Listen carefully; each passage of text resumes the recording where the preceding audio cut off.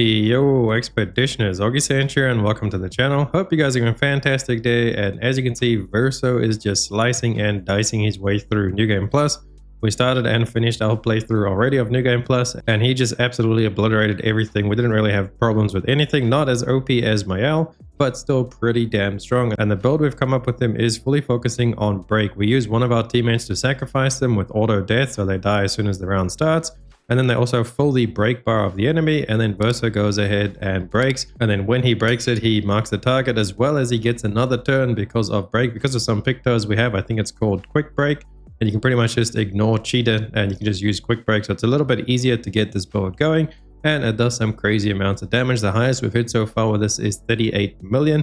And that was without the buff from Sael. So if we did use the buff from Sael, we could easily go up to like close to 80 million. And I'm sure there's other ways we can make the build even better. But for now, this is what we cooked up. So I'm going to get into it and show you guys everything we are using. So for starters, let's talk about the weapons a little bit. We are using the Samosa. This is a pretty challenging weapon to get, because you do have to beat the Super Boss Simon to actually get a hold of this thing. But after some testing, using this weapon versus another really good candidate I had was this Contorso. As you can see there, this switches you to rank S on break, and since we're literally breaking on the first turn with Verso, this immediately puts us into S, and that's going to give us like increased damage with him. And we also get 100% critical hit chance while we are on S, and all of our crits trigger lightning damage while on S. So this should technically be better than this weapon right over here, but after a couple of testing and stuff, this weapon always just pulls ahead. The main fact is because of the level 4 ability, and Ethereal Sword deals light damage on any damage dealt with skills. So whenever you use a skill on Verso, so pretty much whenever you spend AP to use any kind of skill, a break skill, a damage skill,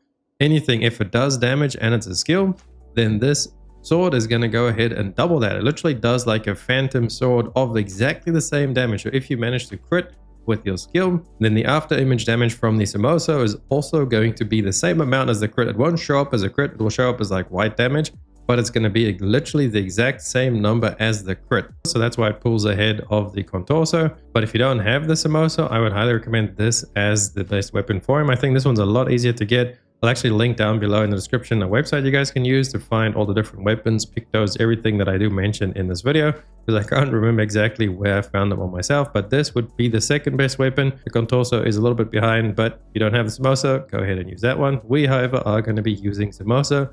It just looks freaking cool and it does a crazy amount of damage. So that's what we're using for the weapon. And now let's have a look at our skills real quick. Just get that out of the way. The only skills I'm really using is Phantom Stars and then Endbringer. We pretty much start the round with Phantom Stars. You see there, it deals extreme light damage to all enemies and it can break. And it does 5 hits because we're trying to build up our perfection thingy as high as possible. Unfortunately, we can't get into S before we use Endbringer. But if we have a look at Endbringer here, deals extreme single target physical damage, 6 hits, and it increases damage if the target is stunned, which it will be stunned because we'll be breaking it from Phantom Stars. And if we are in the A stance, it's going to reapply the stun. So if you're in a little bit of a longer fight, you can actually hold off on the stun until you build up into your A. So you can do something like Assault Zero or Strike Storm. These are basically just there to help us build up gauge. As you can see, that one does 5 hits and this one also does 5 hits. And they have increased damage on the perfections, but this one generates 2 additional perfection per crit. This one only generates 1 additional per crit, but as you can see, they do cost quite a bit more. So if you have all of the AP to go ahead and build up, or you want to build up to the most absolute damage you can, go ahead and use Strike Storm. That's going to build up your perfection as high as possible before you get to your big hit. But like I said, most of the time, I'm literally only doing Phantom Stars, breaks the enemy, stuns them, and I think we get to about a B or something. Unfortunately, we can't get to A or S, which would be awesome because it'll do even more crazy damage, but we don't really need all that crazy damage. And then Endbringer is what we use for our main single target damage. We do also have Steeled Strike. After 1 turn, deals extreme single target physical damage, 13 hits, but it's interrupted if you take any damage. Now this is probably going to be your hardest hitting ability if you can get everything to line up so you get into your S state to get the increased damage, and then you have to wait the 1 turn to go ahead and use that. So if you are going to be using this ability, you definitely want to get Cheater in your Pictos, which we'll talk about in a second. And then lastly, we have Radiant Slash over there. Basically does the same thing as Phantom Stars, but it costs a lot less. As you can see, it only costs 2 and it deals low light damage to all enemies and it only does 1 hit. So that's if you're fighting like earlier on, you probably want to just go with Radiant Slash and then Strike Storm, Assault Zero. These are like your earlier on abilities. Otherwise, for the most part, where we're currently at, maxed out everything, we just use Phantom Stars and Endbringer. Now let's have a look at the Pictos. Obviously, the most important part about the build is to get to 100% critical rate. So the main reason we're using these is just to get the crit and the speed. So you want to get as much speed and crit as you can get, because unfortunately stacking the skills over here for like what your weapon scales with for like agility, might, luck, defense, on the Pictos themselves, the stat actually does not affect the damage of the weapon. Only your attributes affect the damage of the weapon. That's another thing. Whichever weapon you do decide on using, if you end up using this Emoso or the other one we spoke about, make sure to like respec your attributes to fill up everything for the weapons. You want to ideally get agility to 99 and then whatever the other two things are of the weapon. Luckily for us, the Emoso is agility, might, vitality, so we just stack all three of those and max them out as high as possible. Definitely go for the agility first, because speed is, you know, king in this game, and then obviously it is being S rank, so it's going to boost the weapon even further. But Pictos, these don't really matter. We do end up using these. Quick break and fueling break is pretty important. Don't worry about shortcut, we're just using that for the stats. But these two, if you're not going to be using their Pictos, make sure you pick them up in your Luminas. So let me start by going over the most important Luminas, because if we had to cover all of them, this would be an extremely long video. First up, quick break is very important. Fueling break, exposing break, pretty much all the breaks, because like I said before, we are going to be focusing on breaking the target to get all of the stuff. So like the quick break will give us the second turn. Fueling break is going to increase the burn on the target. That doesn't really matter too much, but it is nice. Gradient break is also not that important, but you do get 50% of your gradient on breaking a target. Exposing break is really important because it applies defenseless. So you're going to make the targets take more damage. And then lastly over here, marking break is also very important because it does apply mark on the break, so it sets it up for your big hit afterwards, with quick break obviously being the most important because then you get to play again on skip out on cheater, and then everything else is pretty much just boosting your damage. So let's quickly go through all of these. Counter, that's just increased counter damage, increased damage on your first strike, and then we do auto rush to apply this at the start of the battle. This is basically just going to go into tainted, because 15% increased damage for each status effect. And then we have Shell on Rush to apply Shell on applying Rush, which again is another status effect. We have Powerful on Shell, again another status effect. These two are basically being procced off of the auto rush. And then base shield, I don't even think this one is working because we have in media res. This gives you 3 shields on battle start, but your max health is halved. Now just understand that your max health is halved. Doesn't mean you go down to 50%. So you can still use something like full strength, 25% increased damage on full health.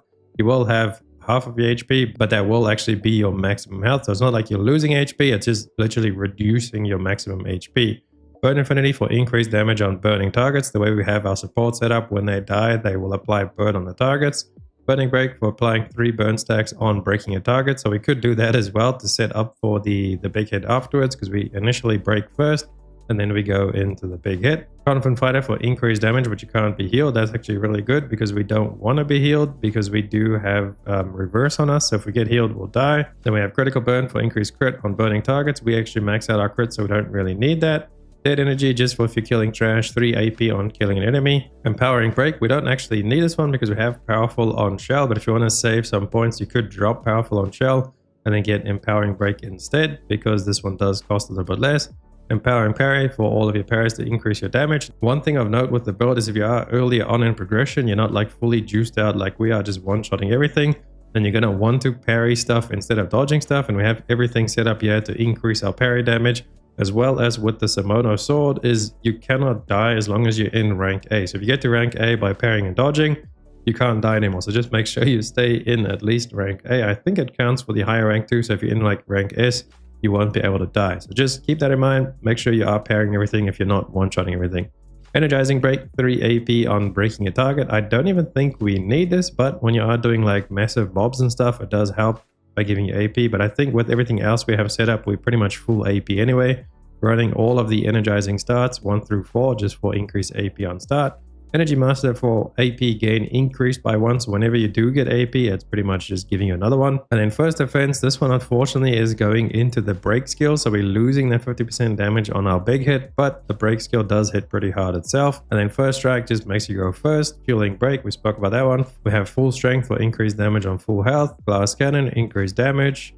Gradient Break, just a little bit of gradient on your break. Then we have Greater Defenseless and Greater Powerful, just to boost both of those, because you will be applying Defenseless on the break with Exposing Break. And then Powerful we do also have with all the Pictos, so just increase how they work. Immaculate is going to increase your damage until a hit is received. If you're one-shotting everything, you'll never take damage, so increase damage. Inverted Affinity, this is why we don't want to be healed. Apply Inverted on self for 3 turns on the battle start, 50% increased damage while inverted. And while you're inverted, if you are healed, you will take damage instead of being healed. But we have that confident fighter to stop us from being healed. So both of them are pretty much just giving us free damage. Longer powerful, just to increase the duration of that powerful. Don't really need this. Painted power, you definitely need this 100%. You get this at the start of Act 3, I believe, or the end of Act, I think the start of Act 3. You get this one, so if you don't have it yet, just keep playing. And then Perilous Parry, again, this goes into what I said before. If everything is not instantly dying, you want to make sure you are parrying stuff. These are all just buffs. Roulette, this one, you can kind of play without this one, unless you want to fish for the highest damage hit you can get. The 38 million, the highest hit that we did, was with using roulette. So if you want to get the highest possible damage, you will probably have to use roulette. But just remember, every time you do a damage attack, that's going to be 50-50, whether the skill does 50% damage or whether the skill does 200% damage. So it's up to you. Most of the time, I'd say just play without it, unless you are trying to just get the biggest hit you can get. And then Shell and Rush, we know about that one. Shielded Affinity is going to increase your damage with shields. We do have the in media res, so we get 3 shields. And then when our supports die, they'll give us 3 shields as well. So we'll have like 60% increased damage from that. Tainted for increased damage on all status effects. I think we have like 3 or 4 status effects on us. So that's like 45 or 60% increased damage there. Teamwork for another 10% increased damage because they'll all be alive. And then warming up, each turn will get a little bit more damage. If we're going to one-shot something, it's going to be on the second turn. So we will get the 5% increase from this. But if the turns go a little bit longer, that's obviously going to all build up and you end up getting like 25% if you're up to 5 turns. So that is all the Pictos, but as you can see, mainly we're just going after the breaking things, exposing break, fueling break, quick break, marking break, all the break things, because that's what it's focused on, and everything else was just to increase our damage. And then the last important thing for the build you have to do is actually set up the break. So by doing that, you have to set up a support. It doesn't matter who you set it up on, it can be any character. I just have these two set up as a support right now. The main thing you need is the death thing, so auto death, burning death, which can apply the burn to the targets, and then we have the increased damage on burn, and breaking death, fully charge enemies break bar on death. So these 3 right here are the most important. I could argue that only auto death and breaking death is really needed to make the build work, but everything else is going to help, like the burning death can give you more damage. Shielding death over there, so on death your ally gains 3 shield points. You could actually just run him with 2 supports.